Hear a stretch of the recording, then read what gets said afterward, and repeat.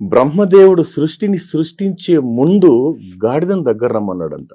నీకు 40 సంవత్సరాలు ఇస్తాను తీసుకో ఆయుష్ అని అడిగితే, నాకెందుకు సార్ 40 సంవత్సరాలు, నాకు 20 సంవత్సరాలు చాలు, నేను బరువులు మొయ్యలేనంది గాడిద.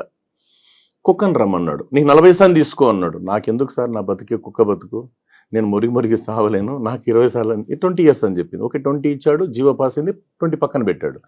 నెక్స్ట్ గుడ్లగూబని రమ్మన్నాడు, నీకు 40 ఇస్తాను తీసుకోన్నాడు. ఎందుకు సార్, నాకు నా బతికే గోబ బతుకు, ఆవులు గుడ్లగూబ సార్, నాకు 20 సార్లు అని చెప్పింది. 20 జీవో పాస్ అయింది, 20 పక్కన పెట్టాడు. మనిషిని రమ్మన్నాడు, నీకతేమో చెప్పున్నాడు. నువ్వు చెప్పు, నీకు తెలియదా ఎంతే వాళ్ళని చెప్పండి సార్ మీరే.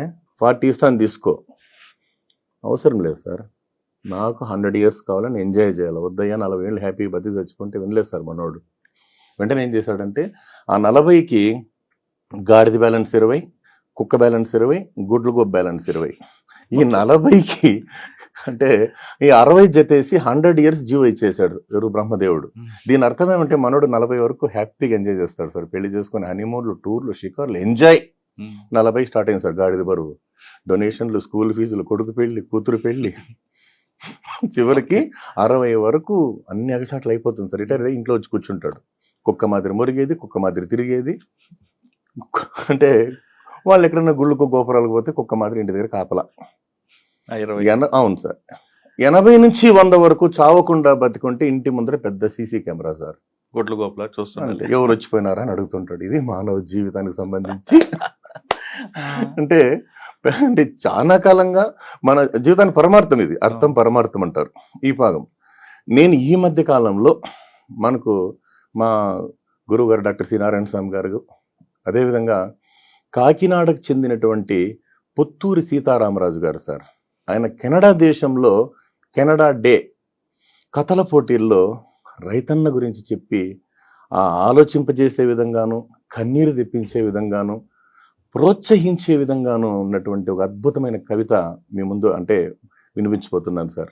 ఆయన సీతారామరాజు గారు రచించారు దీన్ని.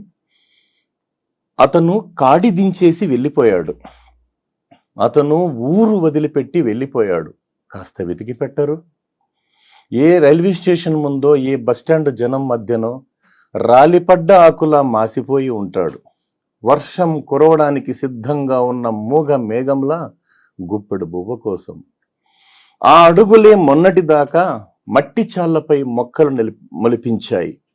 ఆ చేతులు ఆకలి పేగులకు అన్నం గింజలు తోలాయి. ఆ చెమట చుక్కల భుజాలే ప్రపంచానికి పంటను ఎగుమతి చేశాయి. మళ్ళీ మనం అతన్ని వెతికి పట్టుకోకపోతే భూమి నుదుట మొలకబొట్టు మొలవదు, మనిషి జాడ మిగలదు. బతుకు పొలాల్లో ఆకలి పూలు పూయించే అతన్ని మళ్ళీ వెతకండి.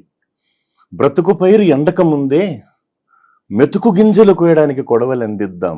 అందుకే మీరంతా బతుకు రద్దీ కాస్త ఆపి హలం పట్టి పొలం దున్నే ఆ రాజు ఇప్పుడు ఎక్కడ ఉన్నాడో వెతకండి.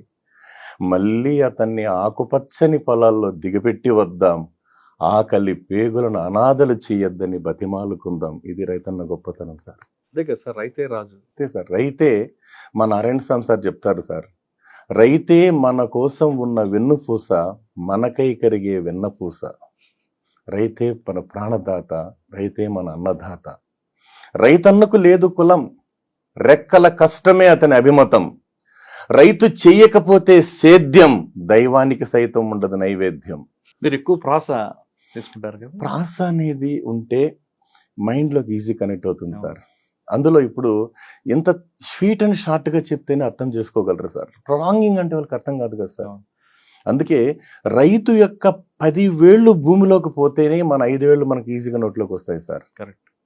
అందుకే మనం రైతన్నని, మన ప్రాణదాత అయినటువంటి, మన అన్నదాత అయినటువంటి రైతన్నకు మనం చేదోడు బాదోడుగా ఉంటే మనం 10 కాలాల పాటు చల్లగా ఉంటాం సార్. ఇది రైతన్న గొప్పతనం.